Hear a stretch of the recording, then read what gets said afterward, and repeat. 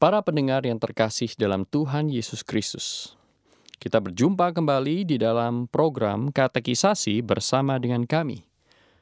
Persembahan dari Reform Broadcasting Ministry atau RBM yang diselenggarakan oleh Sekolah Tinggi Teologi Reform Indonesia, STTRI.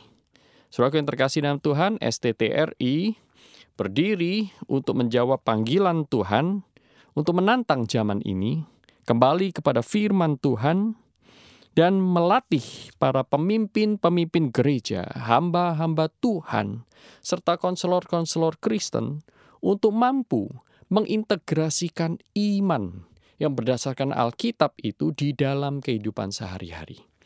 Jikalau Anda ingin mengenal kami lebih dekat dan lebih lanjut, Anda bisa mengunjungi website kami di www.reformindonesia.ac.id www.reformindonesia.ac.id.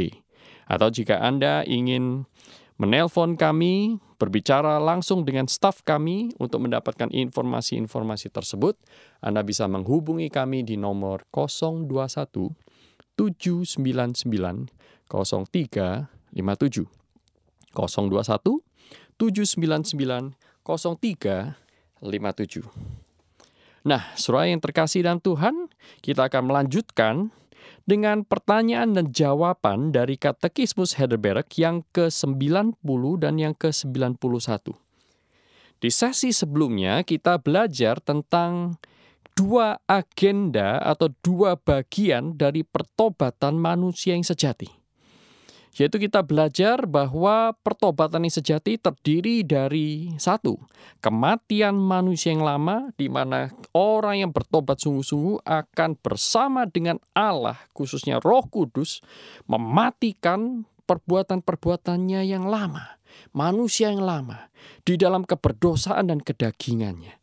Di sana kita sudah membahas mengenai fungsi Roh Kudus yang melahirbarukan, memberikan kita hati dan jiwa yang baru, memberikan kepada kita cita rasa yang baru secara rohani, sehingga kita itu membenci dosa, seperti Tuhan membenci dosa.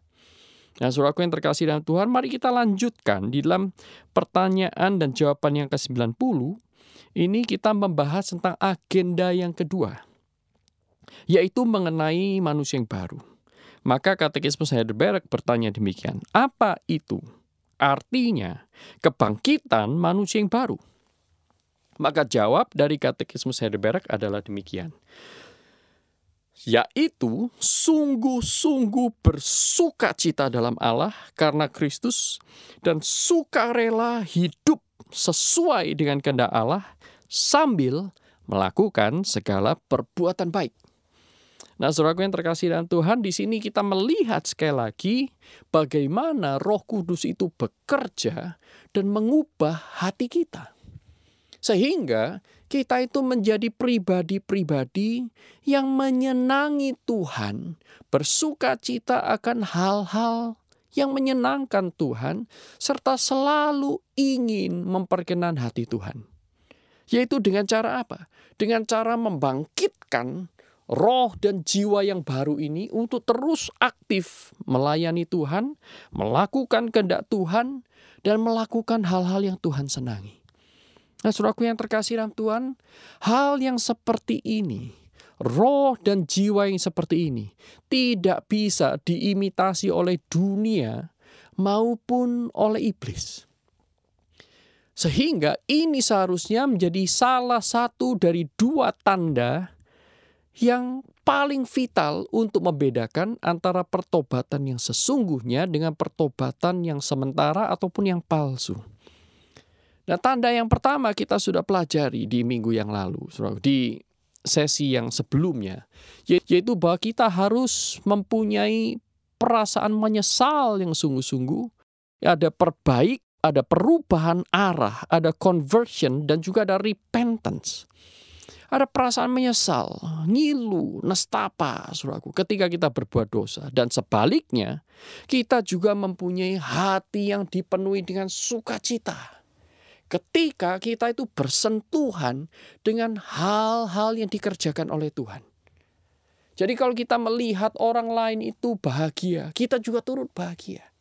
Kalau melihat orang itu bertobat, kita ikut bersukacita bersama dengan malaikat surga yang bertempik sorak di surga itu, menyambut datangnya jiwa yang baru kembali kepada Tuhan.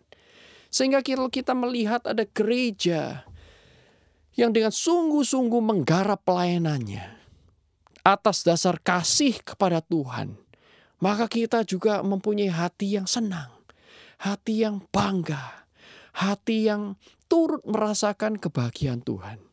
Dan kalau kita melihat ada orang-orang yang diubahkan oleh Tuhan sedemikian rupa, kita akan bersukacita memuji Tuhan. Dan saudaraku, perasaan ini adalah perasaan yang berasal dari Roh Kudus, yang diberikan kepada saudara dan saya, orang-orang yang bertobat sejati. Nah, sehingga saudaraku, maka benar sekali kata firman Tuhan dalam 1 Korintus 6 ayat 9-10 itu, bahwa di dalam kerajaan Allah tidak ada pertikaian, saudaraku. Tidak ada tempat buat orang yang berbohong, tidak ada tempat buat orang yang iri hati, dan tidak ada tempat buat orang-orang yang berzina, memfitnah, menipu, mencuri, kikir, pemabuk, dan yang lain-lain, menyembah berhala, termasuk juga, saudaraku. Nah, saudaraku, itu mengapa? Karena Roh Kudus terus-menerus mengubah kita, menolong kita untuk mengenakan manusia yang baru. Nah, saudaraku yang terkasih dalam Tuhan, dari mana kita bisa mengenakan manusia yang baru? Ini bukan pekerjaan manusia, tetapi pekerjaan Allah lewat Roh Kudus-Nya memberikan kepada kita. Tidakkah saudara ingat, pertama-tama saudara bertemu dengan Tuhan. Di sana saudara bisa mengalami betapa Tuhan mengasihi Anda. Dan betapa saudara itu berkobar-kobar ingin membaca Alkitab. Ingin menyerahkan hidup saudara kepada Tuhan. Ingin melayani. Bersukacita bersama dengan orang lain yang bersukacita dalam kebenaran. Bukan bersukacita karena kita itu semata-mata mendapatkan harta kekayaan. Tidak, saudaraku. Cita rasa seseorang yang bertobat, yang diperbarui oleh Roh Kudus, itu mengalami perubahan. Sekalipun belum mencapai kesempurnaan, tetapi sedikit demi sedikit akan berubah. Orang seperti ini tidak akan tahan lama berkanjang di dalam dosa, karena ada rasa ketidaknyamanan. Tetapi orang yang seperti ini juga akan betah melayani. Orang seperti ini juga akan ingin sekali melarutkan dirinya di dalam kehendak Tuhan. Paling tidak keinginan itu ada. Sekalipun mungkin secara kemampuan itu belum sampai di sana. Tetapi paling tidak, saudaraku, ada Roh Kudus dalam dirinya yang terus-menerus memimpin dia, memberikan cita rasa yang baru. Nah, saudaraku yang terkasih dalam Tuhan, di sini Katekismus Heidelberg memberikan jawaban, yaitu supaya kita itu sungguh-sungguh bersukacita. Nah, ini adalah ciri khas manusia yang baru. Orang-orang yang bertobat sungguh-sungguh tidak akan bersukacita ketika melihat ketidakadilan. Orang-orang yang bertobat yang sungguh-sungguh akan bersukacita ketika dia melihat keadilan Allah dinyatakan. Dia akan bersukacita ketika kemurahan Allah juga dibagikan. Dia akan bersukacita ketika melihat kasih yang bertumbuh di dalam diri antara orang-orang Kristen yang bertikai. Dia menjadi berdamai. Wah, dia akan mengalami sukacita. Dan tidak cuek bebek, saudaraku. Ya, jadi ini ada satu tingkah laku roh yang berubah dari orang-orang yang bertobat sungguh-sungguh. Dia akan senang, sukarela, hidup sesuai dengan kehendak Tuhan, sekalipun dia tidak mendapatkan fasilitas sebanyak sebelumnya. Waduh, saudaraku yang terkasih dalam Tuhan, iblis dan dunia mudah sekali memalsukan pertobatan yang sementara. Ya, pertobatan yang ditandai dengan mungkin, saudaraku, em, ada orang yang berkata bahwa orang yang percaya akan diikuti dengan kekayaan yang melimpah ruah. Waduh, saudaraku, ini bukan tanda pertobatan yang sejati. Karena kekayaan itu tidak hanya datang dari Tuhan, tapi bisa juga datang dengan iblis. Sebaliknya, saudaraku, ada orang-orang tertentu juga mengajarkan, jika engkau menderita, mungkin saja karena engkau itu masih berdosa. Karena engkau berdosa, pastilah itu karena dosamu. Maka engkau mempunyai sakit penyakit ini. Waduh, saudaraku, ini adalah sebuah penghakiman yang Tuhan tidak pernah membenarkan di dalam Alkitab. Karena kita melihat di dalam Alkitab itu ada orang-orang tertentu Tuhan izinkan menderita bukan karena dosa atau perbuatannya yang jahat. Tetapi karena Tuhan sedang menguji dia, mengizinkan setan untuk mencobai dia. Katakanlah misalnya Ayub. Sekalipun kita masih bisa memperdebatkan kasus Yusuf. Apakah Yusuf itu menderita karena kesombongan? Karena saudaraku ada penafsir-penafsir yang lain yang berkata bahwa Yusuf sebenarnya tidak sombong. Dia hanya mengatakan apa yang Tuhan firmankan kepadanya lewat mimpinya. Supaya orang-orang yang mendengar itu, mereka boleh takjub dan melihat bagaimana Tuhan bekerja dan menyelamatkan bangsa ini. Nah, saudaraku. Tetapi paling tidak dalam kasus Ayub, di sana kita melihat dengan jelas bahwa Ayub adalah orang yang benar, Ayub adalah orang yang saleh, mencintai Tuhan, dan selalu berdoa untuk keluarganya. Toh dia mengalami penderitaan. Tetapi di tengah-tengah penderitaan itu, saudaraku, Tuhan bekerja.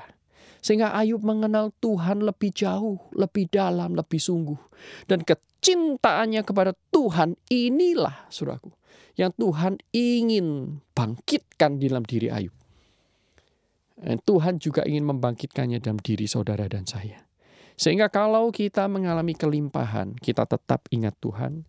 Kalau kita mengalami penderitaan, kita tahu bahwa Allah turut bekerja dalam segala sesuatu. Sehingga saudaraku, kalau orang-orang itu menjadi sungguh-sungguh bertobat, maka seharusnya dia tidak lagi hidup sesuai dengan keinginannya sendiri, tetapi hidup sesuai dengan kehendak Allah, sekalipun harus melewati gunung dan lembah, air mata dan derai tawa, kesulitan maupun kelancaran, apapun dia akan jalani, dan Tuhan akan tetap menjadi gembala baginya. Nah, saudaraku, inilah salah satu tanda, saudaraku, dari dua macam tanda, yaitu ada kebangkitan manusia yang baru, roh yang baru, yang semakin lama semakin kuat, bertumbuh di dalam Allah, menyukai firman Tuhan, taat dengar-dengaran akan firman Tuhan, ingin menyenangkan hati Tuhan dan peka terhadap pimpinan Roh Kudus.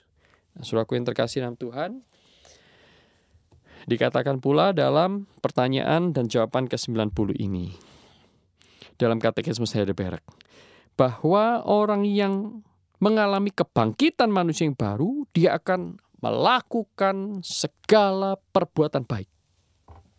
Maka kita bertanya, ini perbuatan baik apa? Apakah hanya bisa dilakukan oleh orang percaya? Ini perbuatan baik macam apa?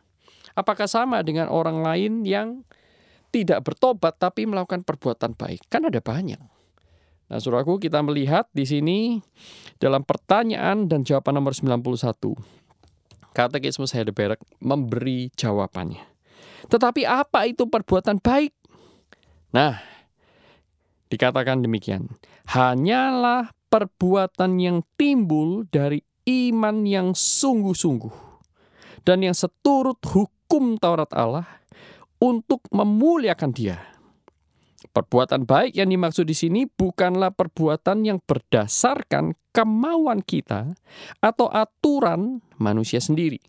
Saudaraku, mari kita membuka ya Efesus pasal yang kedua ayat yang ke-10. Demikian bunyi firman Tuhan, saudaraku.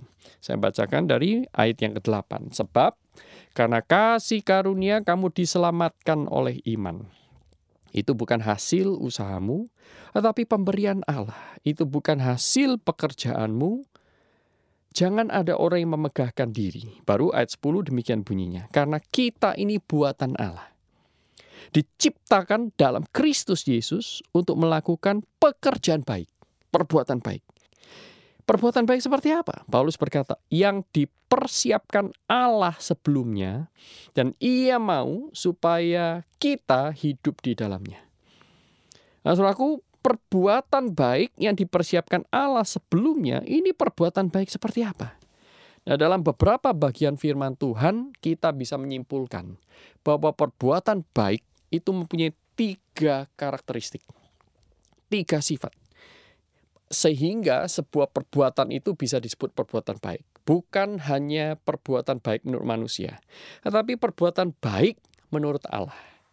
Perbuatan baik seperti apa ini? Yang pertama, kata Katekismus Heidelberg, perbuatan itu haruslah satu perbuatan yang dilakukan dengan iman yang sungguh-sungguh, dengan iman yang hidup. Roma 14 ayat 23 berkata, apapun yang tidak kamu lakukan dengan iman, dengan keraguan-raguan, sebenarnya kamu sedang berdosa. Iman di sini artinya saudara dan saya itu mempunyai kedekatan dengan Tuhan, mengerti isi hati Tuhan, dan sungguh-sungguh dan taat kepada firman Tuhan. Karena iman timbul dari pendengaran, pendengaran akan firman Kristus. Sehingga perbuatan disebut perbuatan baik, jikalau dilakukan di dalam iman, di dalam terang relasi dengan Allah melalui firman-Nya. Nah, saudaraku, jelas sekali ini pertama ya. Jadi perbuatan baik yang sejati itu dilakukan dari iman yang sungguh-sungguh. Ciri khas yang kedua, perbuatan yang baik, perbuatan yang sejati, pekerjaan yang baik itu adalah perbuatan yang dilakukan seturut dengan hukum Taurat Allah. Seturut dengan hukum Allah. Mengapa seturut dengan hukum Allah? Karena Allah menyatakan kehendaknya lewat hukumnya, lewat firman-Nya. Dan dalam firman Tuhan kita melihat, saudaraku, bahwa semua hukum itu bergantung kepada 2 hukum. Sebenarnya satu hukum yang mempunyai 2 sisi, yaitu kasihilah Tuhan Allahmu dengan segenap hatimu, kasihilah Dia dengan segenap jiwamu, akal budimu, dan kekuatanmu. Dan kasihilah sesamamu manusia seperti engkau mengasihi dirimu sendiri. Sehingga saudaraku, kita katakan bahwa perbuatan itu adalah baik jikalau dilakukan seturut dengan hukum Allah yang mencerminkan kasih kepada Allah dan kasih kepada sesama. Sehingga perbuatan baik yang hanya dilakukan dengan satu sisi tetapi tidak dengan kesadaran bahwa seseorang sedang mengasihi Allahnya, itu bukan perbuatan baik menurut Allah. Karena perbuatan baik, ya, katakanlah saya memelihara diri saya memelihara orang tua saya memelihara anak-anak saya melakukan segala sesuatu untuk memastikan orang-orang yang saya cintai itu mendapatkan hidup yang layak. Nah, tetapi dengan cara apa? Dengan cara korupsi. Wah, itu bukan perbuatan baik, saudaraku. Sekalipun seolah-olah terlihat mengasihi sesama manusia, tetapi dia tidak memenuhi syarat untuk dikatakan dia mengasihi Allah. Bagaimana mungkin mengasihi Allah yang kudus, yang suci, dengan cara-cara yang tidak kudus dan tidak suci? Maka perbuatan sedemikian kita katakan tidak seturut dengan hukum Allah. Nah, ciri yang ketiga adalah bahwa perbuatan dikatakan baik jikalau perbuatan itu ditujukan untuk membawa kemuliaan bagi Allah. Nah, saudaraku, banyak orang yang melakukan perbuatan-perbuatan religius, agamawi, tetapi apakah itu otomatis dikatakan perbuatan baik? Orang Farisi, ahli Taurat, Tuhan katakan engkau seperti kuburan, dilabur putih-putih di luar, tetapi dalamnya itu busuk. Karena apa? Orang tersebut tidak melakukan apa yang kelihatan baik itu untuk memuliakan Allah, melainkan untuk memuliakan diri sendiri. Memuaskan nafsunya dengan menggunakan nama Allah. Itu bukan perbuatan baik. Itulah sebabnya dikatakan bahwa perbuatan baik yang sejati adalah perbuatan yang dilakukan bukan berdasarkan kemauan kita, bukan berdasarkan aturan manusia sendiri yang sangat subjektif, tapi berdasarkan firman-Nya dengan iman yang benar dan untuk memuliakan Allah. Saudaraku yang terkasih dalam Tuhan, janganlah biarkan kehidupan rohanimu kendor, tapi teruslah menyala-nyala. Layani Tuhan, muliakan Dia seumur hidupmu. Karena itu adalah tanda pertobatan yang sejati. Kiranya Tuhan memberkati kita semua. Bersama dengan kami, Reform Broadcasting Ministry atau RBM yang dipersembahkan oleh Sekolah Tinggi Teologi Reform Indonesia.